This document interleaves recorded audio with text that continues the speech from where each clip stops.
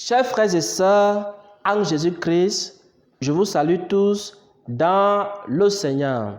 J'espère que vous allez bien par la grâce de Dieu. En ce jour, je partage une parole qui s'intitule « Les rancuniers n'entreront pas au ciel ». Si tu es rancunier, tu dois savoir que tu n'es pas prêt pour le ciel. Si tu es rancunier, tu dois savoir que tu n'es pas prêt pour le royaume des cieux. Il y a trois choses que le Seigneur m'a révélées en ce qui concerne les rancuniers. Il y a trois choses que le Seigneur m'a fait comprendre dans la vie des personnes qui ont des rancunes, des personnes qui ont des rancœurs dans leur cœur. La première chose, c'est le signe. Le signe que tu es rancunier, c'est lorsque tu penses du mal de ton frère, lorsque tu médites du mal sur ton frère, lorsque tu commences à penser à la chute de ton frère. Et le Seigneur me montrait en songe une personne qui était rancunière, une personne qui en voulait à son frère. Et la personne était en train de méditer le mal contre son frère. La personne était en train de méditer la chute de son frère. La personne était en train de méditer également la mort de son frère. Pourquoi? Parce que si quelqu'un est rancunier, si une personne est rancunière, alors c'est une personne qui ne pense que à la chute des autres. C'est une personne qui ne se réjouit pas du succès des autres. C'est une personne qui pense à la chute des serviteurs de Dieu. C'est une personne qui pense à la chute de ses frères, à la chute de ses sœurs. Elle a quoi? Elle a la haine et la rancune dans son cœur. Elle n'arrive pas à pardonner. Elle n'arrive pas à souhaiter du bien des autres. Lorsque tu te rends compte que ton cœur ne pense que du mal des autres, que ton cœur ne pense que la chute des autres, tu dois savoir que tu es une personne qui a la haine dans son cœur, qui a aussi la rancune dans son cœur. Dans ce cas, tu n'es pas encore prêt pour le ciel. Ça, c'est la première vérité en ce qui concerne la rancune, en ce qui concerne les rancuniers. La deuxième vérité, c'est que lorsque quelqu'un se rend compte qu'elle a la rancune dans son cœur, alors ce n'est pas facile d'enlever ou alors de changer un cœur rancunier. Et le Seigneur me montrait une personne rancunière. Elle essayait de changer son cœur rempli de haine, son cœur rempli de rancœur, son cœur rempli d'amertume. Elle n'arrivait pas à changer ce cœur. Le Seigneur m'a montré comment cette personne haïssait son cœur.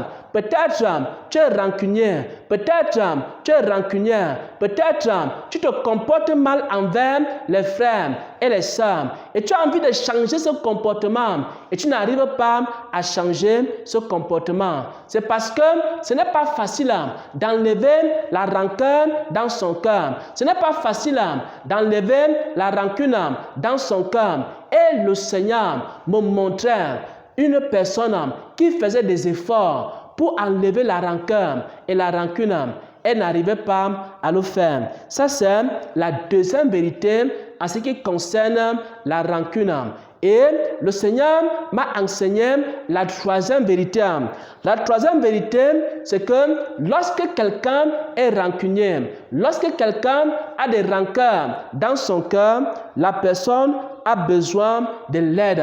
Elle a besoin de l'aide de Dieu. Et si vous êtes des chrétiens ou des serviteurs de Dieu et que dans votre église, il y a des personnes qui ont la haine dans leur cœur, il y a des personnes qui ont la rancune dans leur cœur, il y a des personnes qui ont également le manque de pardon dans leur cœur, il faut beaucoup prier pour ces personnes-là. Ces personnes ont besoin d'aide dans la prière. Ces personnes ont besoin d'aide dans la prière. Commencez à demander au Seigneur d'enlever cette haine dans leur cœur, d'enlever cette rancœur dans leur cœur. Et si toi-même, tu es un chrétien et que tu es conscient que ton cœur n'est pas bon, que ton cœur ne pardonne pas, alors il faut que tu commences à prier et à crier à Dieu pour que le Seigneur t'aide.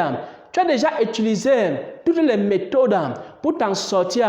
Tu n'arrives pas à enlever la rancune dans ton cœur. Tu continues à haïr. Tu continues à souhaiter du mal des autres.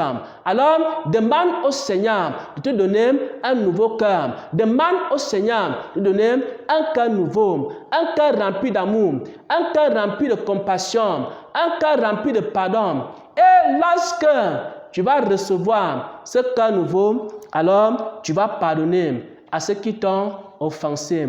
Voilà donc le message de ce jour. C'est un message qui s'intitule « Les rancuniers n'entreront pas au ciel ». C'est un message qui s'intitule « Les rancuniers ne vont pas entrer dans le royaume des cieux ». Il y a 3 choses que le Seigneur m'a montré en ce qui concerne la rancune.